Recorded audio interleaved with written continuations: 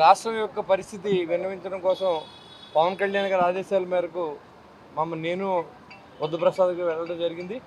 అక్కడ ఇవాళ ఈ రాష్ట్రం పడుతున్న ఇబ్బందులన్నీ కూడా చెప్పడం, కనీస సౌకర్యాలు కూడా ఇవ్వలేని పరిస్థితుల్లో, ప్రజలకు ఇవ్వలేని పరిస్థితుల్లో ఆర్థికంగా ఇబ్బంది పడుతూ ఉన్నాం.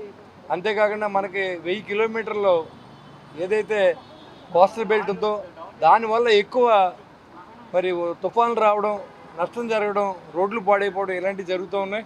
గడిచిన 5 సంవత్సరాలు ఎక్కడ కూడా ఒక రోడ్డు కూడా వేయలేని పరిస్థితి. ఇవాళ ఆర్థికంగా ఇబ్బంది పడుతూ ఉన్నాం కాబట్టి మాకు ఆర్థిక సంఘ నిధుల నుంచి ఎక్కువ శాతం ఇవ్వాలని చెప్పి తాగునీరు, సాగునీరు కూడా ఎవరైనా పరిస్థితిలో ఉన్నామని చెప్పి కూడా చెప్పడం జరిగింది. అంతేకాకుండా ఈశాన్య రాష్ట్రాలకి 90% 10% రేషియోలో ఇస్తున్నటువంటి కేంద్ర ప్రభుత్వ నిధుల్ని మాకు కూడా కేటాయించాలి. మేము కూడా వెనుకబడి ఉన్నాం.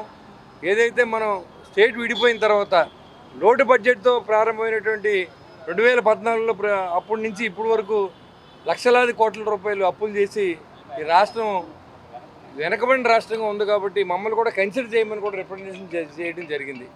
కాబట్టి ఈ రాష్ట్ర ప్రభుత్వం కూడా చంద్రబాబు నాయుడు గారు కూడా కోరడం జరిగింది. దీని మీద ఆలోచన చేసి మాకు ఈ రాష్ట్రాన్ని ఆదుకోవాల్సిందిగా ఈ రాష్ట్రం తరఫున, జనసేన పార్టీ తరఫున, కూటమి తరఫున కూడా ఆర్థిక సంఘ చైర్మన్కి సంఘ సభ్యులు కూడా తెలియజేయడం జరిగింది. కాబట్టి వాళ్ళు సుముఖంగా స్పందిస్తారని చెప్పి నేను మనస్ఫూర్తిగా కోరుకుంటాను. Thank you.